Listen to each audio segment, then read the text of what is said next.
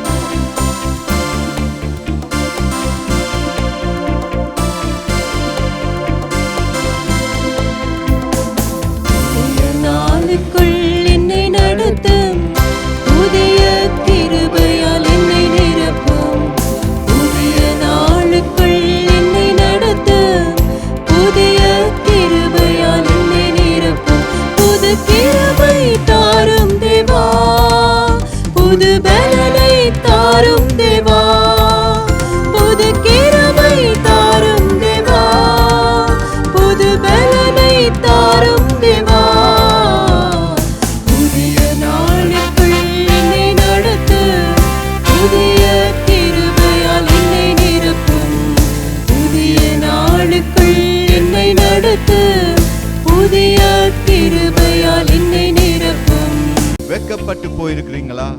எந்தெந்த ஸ்தலத்தில் நீங்க வெக்கப்பட்டு போயிருந்தாலும் இன்றே உங்கள் தலையை இயேசு அவருடைய அபிஷேகத்தால் மூடிக்கொள்ளுவார். வெக்கத்துக்கு பதிலாக நன்மை தாரும் தேவா, வெக்கத்துக்கு பதிலாக இரட்டிப்பு நன்மை தாரும் தேவா, கண்ணீருக்கு பதிலாக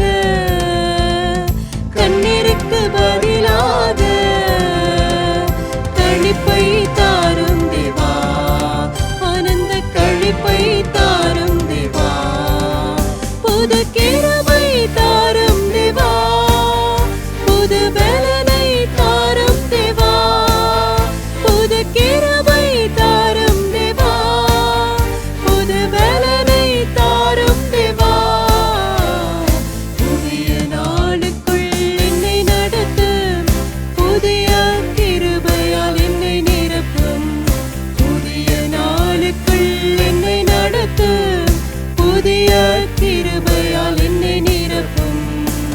உங்கள் சவால்களை சந்திக்க, உங்களுக்கு கோலியாத்தை முறியடிக்க இயேசு கிறிஸ்து இன்றே உங்களை பலப்படுத்துகிறார், உங்களோடு கூட இருக்கிறார். சவால்கள் சந்தித்திட, உலகத்தில் ஜெயம் எடுக்க, சவால்கள் சந்தித்திட, உலகத்தில் ஜெயம் எடுக்க,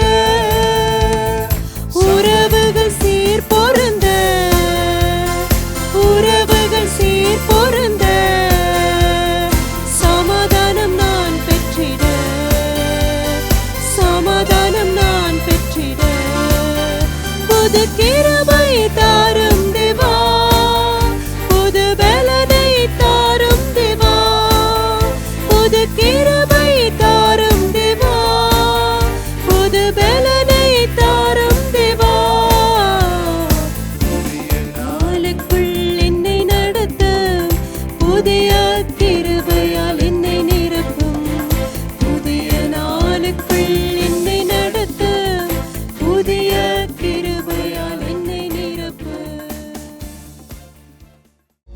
for Souls International Ministry. Salt for Souls International Ministry pastor Brian மற்றும் ரெபேக்கா சில்வெஸ்டர் அவர்களால் நிறுவப்பட்டது. தேவனின் அன்பையும் இயேசு கிறிஸ்துவின் சுவிசேஷத்தையும் உலகம் முழுவதும் கொண்டு செல்லவே அர்ப்பணிக்கப்பட்டது. இந்த சுவிசேஷம் மற்றும் தீர்க்க தரிசன ஊழியம் உலகில் அநேக இடங்களில் சுகமளிக்கும் கூட்டங்களை நடத்துவதன் மூலம் நலிந்தவர்களின் வாழ்க்கையை மாற்றி கிறிஸ்து இயேசுவின் உறவை பலப்படுத்தி வருகிறது. பாஸ்டர் பிரையன் சில்வெஸ்டர் இயேசுவை அறியாத நாட்களில் அவரை பிசாசு தன்வசப்படுத்தி போதைப் பொருள், மதுபானம், தற்கொலை எண்ணங்கள் போன்ற தவறான பாதையில் பாஸ்டர் பிரையன் சில்வெஸ்டரை கொண்டு சென்றது.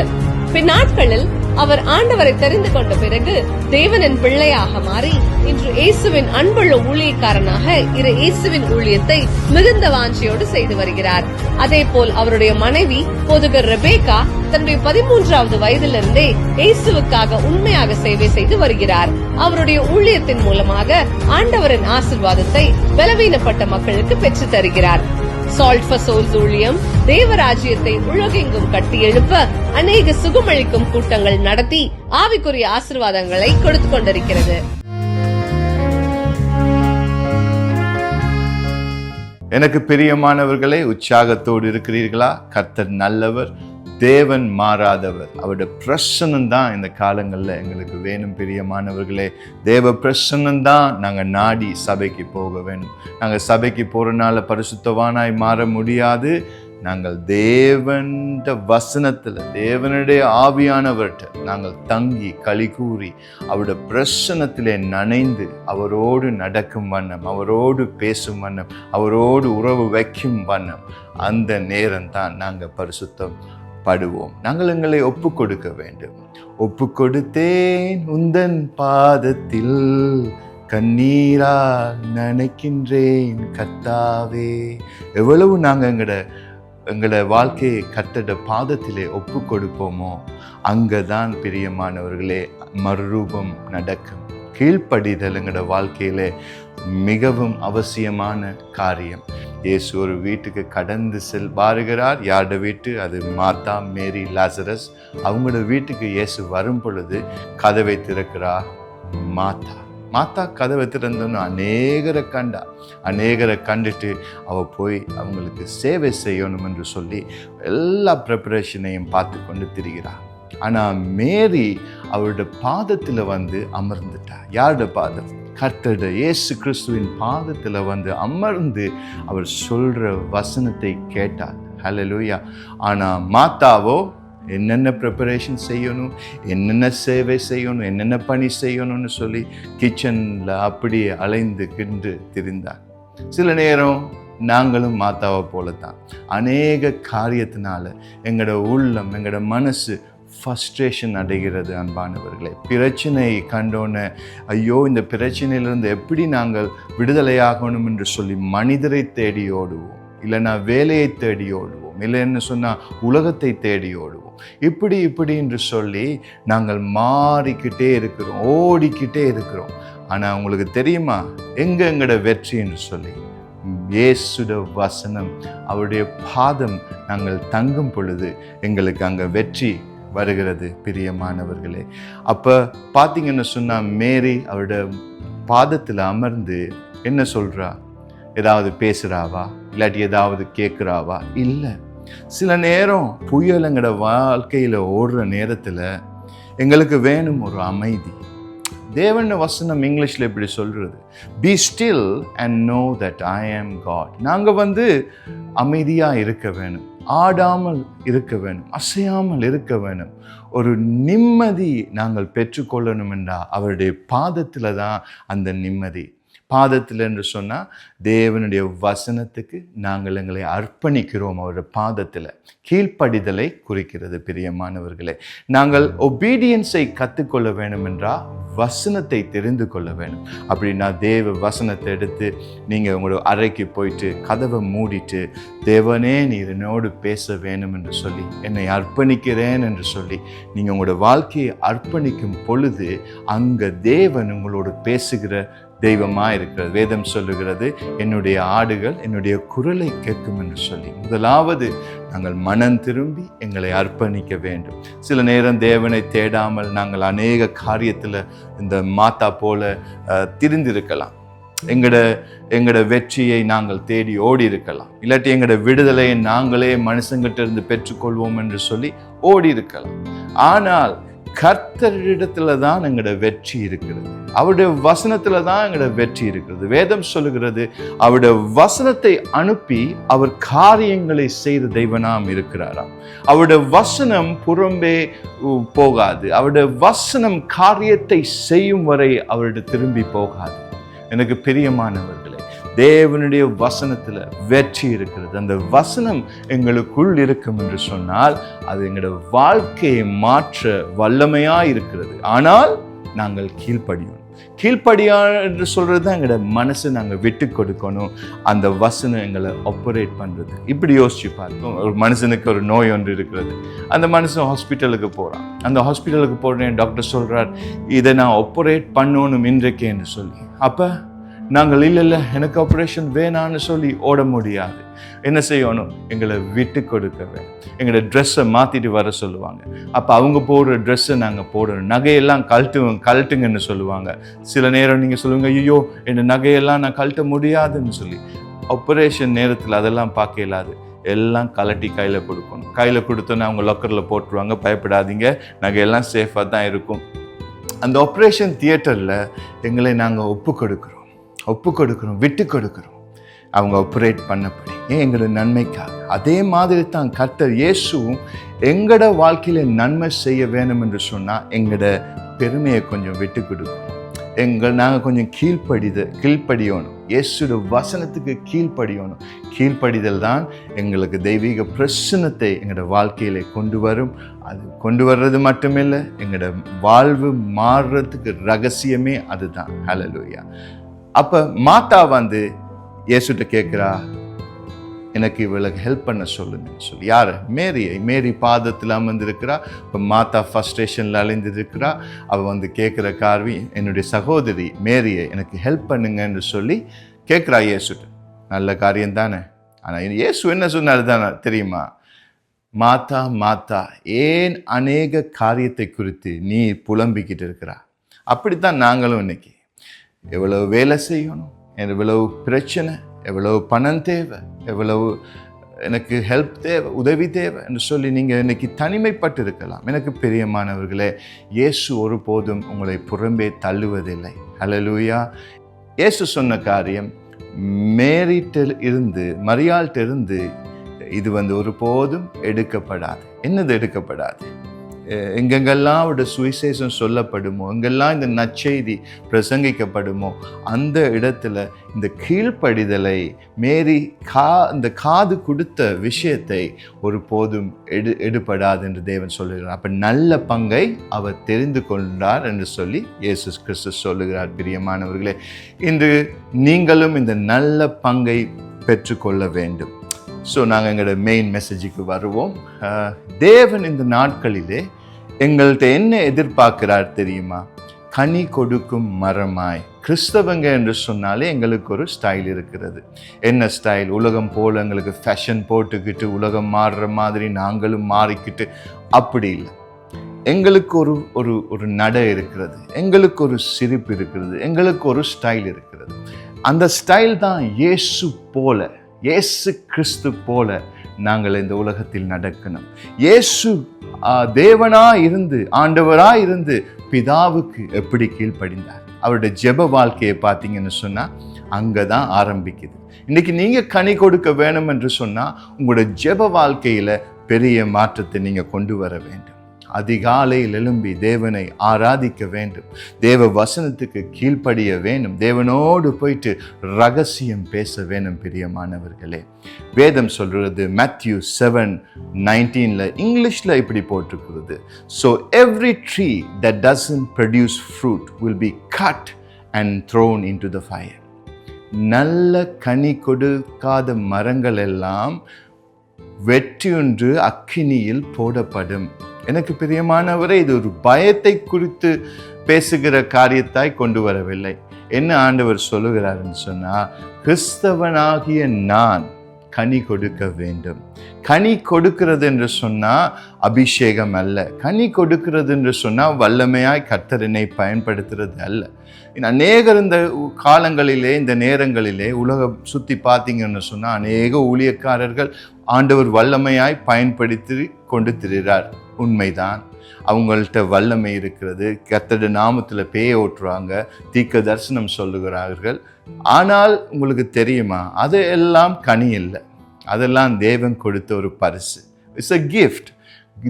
தேவன் gift கொடுக்கிறார் அவருடைய ராஜ்யத்தை பெருகிறதுக்கு, அவருடைய ராஜ்யத்தை பிரசங்கிக்கிறதுக்கு, பேய்களை ஓட்டுறது, மனுஷனுக்கு ஒரு நன்மையாய் கொடுக்கிற அந்த கிஃப்ட் ஒரு மனுஷன் வாழ்க்கையை மாற்ற பயன்படுத்துகிற ஒரு கருவி. பிரியமானவர்களே, தேவன் கிஃப்டை பார்த்து சந்தோஷப்படவில்லை. காரணம், அந்த கிஃப்ட் அவருடைய கரத்திலிருந்து வருகிறது தான் அந்த கிஃப்ட். ஒவ்வொரு ஆழ்ந்த அழைப்புக்கு ஏற்ற மாதிரி அளவில்லாமல் கொடுக்கிறது தான் அவருடைய பிரசன்னம், அவருடைய கிஃப்ட்ஸ், அவருடைய ஹீலிங்ஸ், ப்ராஃபஸி, சைன்ஸ், வண்டர்ஸ், இப்படின்னு சொல்லி தீர்க்க தரிசனங்கள், கர்த்தர் கொடுக்கிற கிஃப்ட்ஸ் வேதத்தில் நாங்கள் பார்க்கலாம். ஆனால் தேவன் அதுக்கும் பார்க்க அவர் எதுக்கு தெரியுமா இன்ட்ரெஸ்டாக இருக்கிறார்? உங்களுடைய கேரக்டர். கிஃப்ட்ஸ் அவருக்கு இம்பார்ட்டன்ட் இல்லை, அது அவருடையது. ஆனால் கேரக்டர் தான் மனுஷன் ப்ரொடியூஸ் பண்ண வேண்டியது. நல்ல கனி கொடுக்காத மரங்களை வெட்டி அந்த நாளில் அக்கினியில் போடப்படும் என்று வேதம் சொல்லுகிறது. பிரியமானவர்களே, கலேஷியர்ல நாங்கள் பார்த்தோம் என்று சொன்னால், கலேஷியர் 5:22-23 பார்த்தோம்னா வேதத்தில் இங்கிலீஷில் இப்படி சொல்லியிருக்கிறது, but the Holy Spirit produces this kind of fruit in our life. பரிசுத்த ஆவியானவர் இவ்வகையான கனிகளை எங்களோட வாழ்க்கையிலே ப்ரொடியூஸ் பண்ணுவார். இங்கிலீஷில் போட்டிருக்கிறது, love, joy, peace, patience, kindness, goodness, faithfulness, gentleness and self-control. There is no law against these things. இது யார் எங்கட வாழ்க்கையில இவ்வகையான கனிகளை ப்ரொடியூஸ் பண்ணுவாரா? பரிசுத்த ஆவியானவர். எனக்கு பிரியமானவர்களே, இன்று எங்கட வாழ்க்கை மாற வேணுமா? பரிசுத்த ஆவியானவர் அவசியம் எங்களுக்கு. நாங்கள் கனி கொடுக்க வேணுமா? பரிசுத்த ஆவியானவர் அவசியம் எங்களுக்கு. ஆவியின் கனிகள் இதுதான் பிரியமானவர்களை. கலேஷியன் 5:22-23 நீங்கள் படித்து நீங்கள் ஆராய்ந்து பாருங்கள். இந்த காலங்களில் நீங்கள் சோதித்து பாருங்கள், எனக்குள்ளே இதை வகையான கனிகள் நான் கொடுக்க ரெடியாக இருக்கிறேனா? அப்படி என்று இல்லைன்னு சொன்னால் நீங்கள் தேவனிட்ட போகலாம். மேரி மாதிரி போய் அவருடைய பாதம் அமர்ந்து அவருடைய பிரசன்னத்தை பெற்றுக்கொள்ள வேணாம். கீழ்ப்படியும் வேளையிலே, மனம் திரும்பும் வேளையிலே, தேவனுக்கு நாங்கள் ஜெபிக்கும் வேளையிலே தேவன் எங்கள் ஜெபத்தை கேட்பாராம்.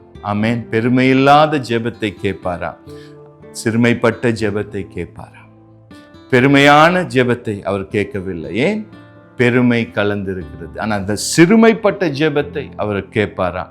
ஹம்பிள் பண்ணி, எங்களை தாழ்த்தி, எங்களை அர்ப்பணித்து, மனம் திரும்புவதோடு ஜெபிக்கும் பொழுது கர்த்தர் எங்களுக்கு பெரிய காரியத்தை செய்கிற தேவனாய் இருக்கிறார். ஸோ நாங்கள் பார்க்குறோம், பரிசுத்த ஆவியானவர் தான் எங்களுக்கு ஹெல்ப் பண்ணுவார் இந்த ப்ரொடியூஸ் பண்ணுறதுக்கு இந்த ஃப்ரூட்ஸ்களை. ஜான் சாப்டர் 15:5 தேவன் இப்படி சொல்லுகிறார், I am the vine, you are the branches. He who abides in me and I in him bears much fruit. For without me you can do nothing. இயேசு கிறிஸ்துவானவர் வார்த்தையாக இருக்கிறார். அவர் எங்களோட வாழ்க்கையிலே இருக்க வேணுமா? அவர் எங்களோட வாழ்க்கையிலே கலந்திருக்க வேணுமா? அவர் வாழ்க்கையிலே தங்கி இருக்க வேணுமா? தேவன் எங்களுக்குள்ள அவருடைய வசனத்தில் தங்கி இருக்கும் பொழுது பரிசுத்த ஆவியானவர் எங்களுக்குள் வாசமாயிருந்து எங்களோட வாழ்க்கையை இன்பமாய் மாற்றுவார், கனி கொடுக்கும் வாழ்க்கையாய் மாற்றுவார், கசப்புகளை எடுத்து போடுவார், பிரச்சனைகளை மாற்றி விடுவார். நாங்கள் என்னென்ன இடங்களெல்லாம் குப்பை போட்டு வைத்திருக்கிறோமோ அதையெல்லாம் அவர் அழுக்கு எல்லாத்தையும் போக்கி எங்களோட வாழ்க்கையை ஒரு இன்பமாய் மாற்றி கொடுப்பார். பிரியமானவர்களே, பரிசுத்த ஆவியானவர் வரும் பொழுது நாங்கள் வெற்றி அடைவோம். பரிசுத்த ஆவியானவர்களோட வாழ்க்கையில் தங்க வரும் பொழுது நாங்கள் சந்தோஷப்படுவோம்.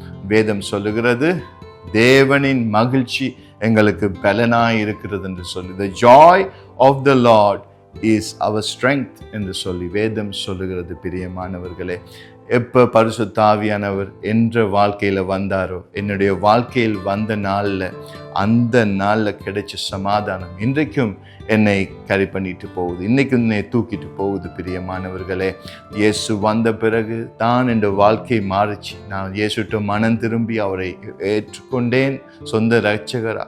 ஆனால் வாழ்வு மாறவில்லை. ஆனால் எப்போ நான் என்னை பேப்டிசத்துக்கு ஒப்பு கொடுத்து பரிசுத்த ஆவியானவர் வந்தாரோ, அந்த பரிசுத்த ஆவியானவர் நான் கனி கொடுக்கிறதுக்கு என்னை ஆயத்தப்படுத்தினார், எனக்கு சொல்லி கொடுத்தார். ஒரு நல்ல டீச்சராய், நல்ல கைடராய், நல்ல நண்பனாய், நல்ல போதகராய் என்னையோடு இருந்து என்னை வழி நடத்தினார். பிரியமானவர்களே, இயேசு கிறிஸ்து எங்களோட வாழ்க்கைக்கு அவசியம். எங்களை வழிநடத்த வேணும். இயேசு சொன்னார், என்னுடைய ஆடுகள் என்னுடைய குரலை கேட்க வேணும். பரிசுத்த ஆவியானவருடைய குரலை நீங்களும் நானும் கேட்க வேணும். தேவ சத்தத்துக்கு கீழ்ப்படிய வேணும். எல்லாவற்றையும் தேவனுடைய பாதத்தில் வைத்து, ஆண்டவரே என்னை தாழ்த்தி அர்ப்பணிக்கிறேன், என்னை பாரும் தேவனே, என்னுடைய வாழ்க்கையில் இருக்கிற குறைகள், என்னுடைய வாழ்க்கையில் இருக்கிற வேதனைகள், என்னுடைய வாழ்க்கையில் இருக்கிற கோபங்கள், என்னுடைய வாழ்க்கையில் இருக்கிற பெருமைகள், இதெல்லாம் உடைந்து போகணும் அப்பா. உங்களை போல என்னை மாற்றுங்க தெய்வமே என்று சொல்லி உங்களை அர்ப்பணித்து ஜெபிக்கணும். ஜெபிக்கும் வேளையிலே கர்த்தர் பெரிய காரியங்களை செய்வார். நான் ஜெபிக்க வண்ணமா ஒரு சின்ன சாட்சியை, நான் கேள்விப்பட்ட காரியத்தை நான் உங்களோடு ஷேர் பண்ணுறேன்.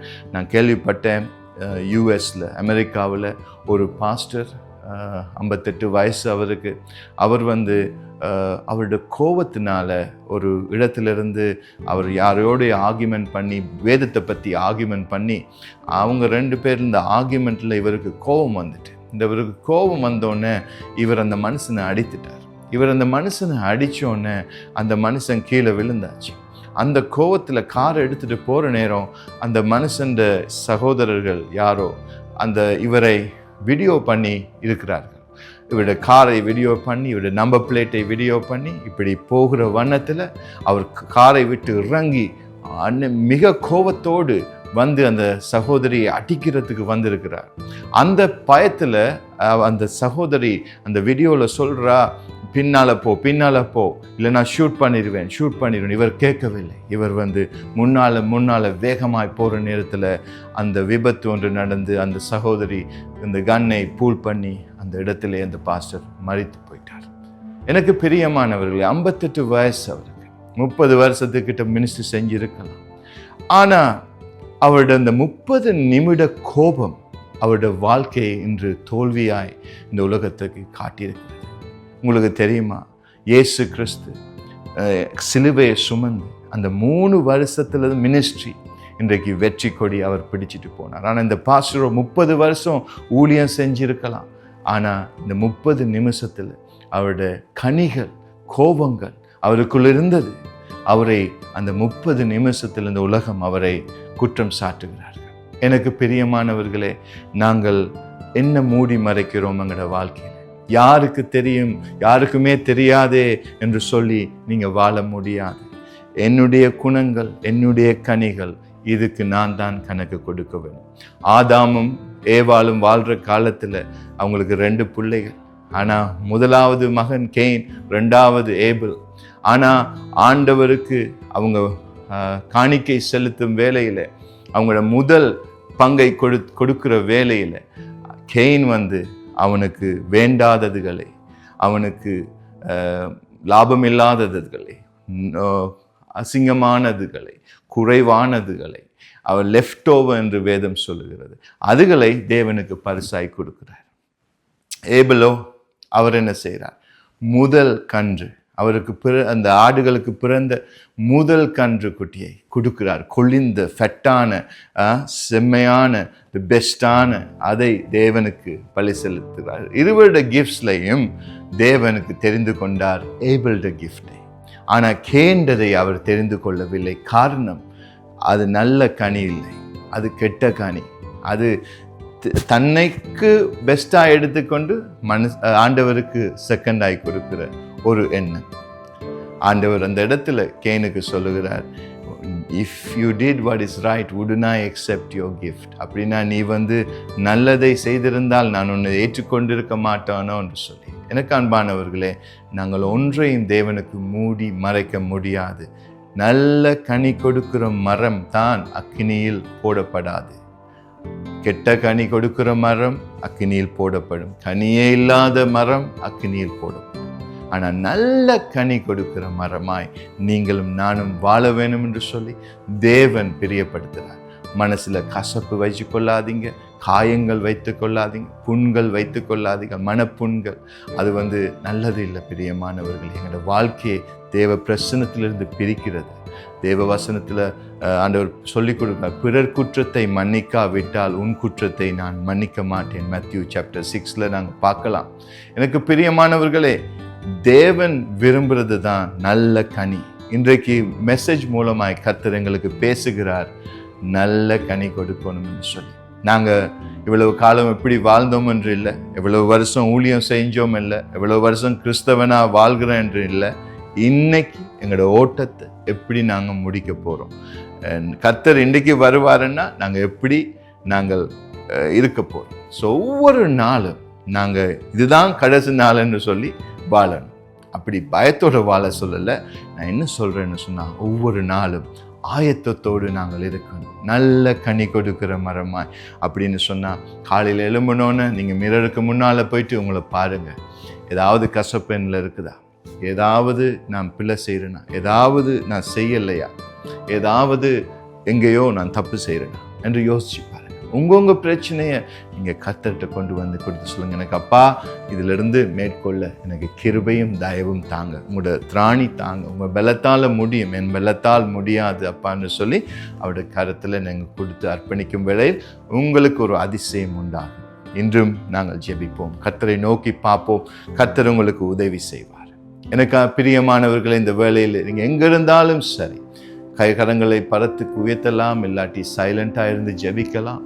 என் தகப்பனே, இந்த வேளையிலே உம்முடைய கூக்குரலை நோக்கி வருகிறோம் பிதாவே. நல்ல கனி கொடுக்கிற மரங்களா எங்களை இந்த நாட்களிலே அர்ப்பணிக்கிறோம் உம்முடைய கரத்திலே பிதாவே. எங்களுக்கு கீழ்ப்படிதலை கற்றுத்தாரும் ஆண்டவரே. நாங்கள் இந்த வேளை மனம் திரும்புகிறோம். யார் யாருக்கெல்லாம் எதிராய் பேசினோமோ, எங்கெங்கெல்லாம் பொய்கள் சொன்னோமோ, எங்கெங்கெல்லாம் எக்ஸ்கியூஸ் கொடுத்தோமோ, அந்தந்த இடங்களிலே கர்த்தாவே இன்றைக்கு நாங்கள் மன்னிப்பு கேட்கிறோம் பிதாவே. உம்மை போல் எங்களை மாற்றுங்கப்பா. கனி கொடுக்கும் மரங்களாய் எங்களை எடுத்து பயன்படுத்துங்கப்பா. இதோ உம்முடைய தெய்வீக பிரசன்னம் என் பிள்ளைகள் மேல் வரட்டும் ஆண்டவர். யார் யாரெல்லாம் பார்த்துக்கிட்டு இருக்காருங்களோ அவங்க மேலே உங்களோட அதிசய கரம் இந்த வேளையில் அமரட்டும் பிதாவே. அவங்க வாழ்க்கை சாட்சி கொடுக்க நீங்கள் உதவி செய்யுங்கப்பா. பரிசுத்த ஆவியானவரே, உங்கள் தெய்வீக பிரசன்னம் மழை போல வீசட்டும், மழை போல ஊற்றட்டும், காத்து போல வரட்டும் ராஜா. இந்த வேளையிலே அசடு ஆணைகள் ஆண்டவரே, கோணலாவனர்களை எல்லாம் நீங்கள் சரிப்படுத்தி உங்களுடைய தெய்வீக பிரசன்னத்தால் ஒவ்வொருவரையும் நினைத்து தகப்பனே ஒரு புது வாழ்வை கட்டளையிடுவீராக. தரித்திரங்கள் மாறட்டும், பண தேவைகள் சந்திக்கப்படட்டும், நோய்கள் விலகி போகட்டும். இயேசு கிறிஸ்துவின் நாமத்தினே தகப்பனே, எல்லா குடும்ப பிரச்சனைகள் சந்தோஷமாய் மாறட்டும். இயேசு கிறிஸ்துவின் நாமத்தினால் ஜெபம் கேளும் நல்ல பிதாவே. ஆமென், ஆமென். God bless you till we see you again. இந்த நிகழ்ச்சி உங்களுக்கு மிகுந்த ஆசீர்வாதத்தை கொண்டு வந்திருக்கும் என்று நாங்கள் விசுவாசிக்கிறோம். மேலும் உங்கள் ஜெப தேவைகளுக்காக எங்களை info@salt4souls.com.au என்ற மின்னஞ்சல் மூலமாகவும் www.salt4souls.com.au என்ற இணையதளத்தின் மூலமாகவும் எங்களை தொடர்பு கொள்ளுங்கள். நாங்கள் உங்களுக்காக மிகுந்த பாரத்தோடு இடைவிடாமல் ஜெபிக்கவும் உங்கள் நம்பிக்கைக்கு துணையாக நிற்கவும் விரும்புகிறோம். நீங்கள் பூமியின் உப்பாக இருக்கிறீர்கள். மத்தேயு 5:13. இயேசு நாமத்தில் தேவன் உங்களை ஆசீர்வதிப்பாராக.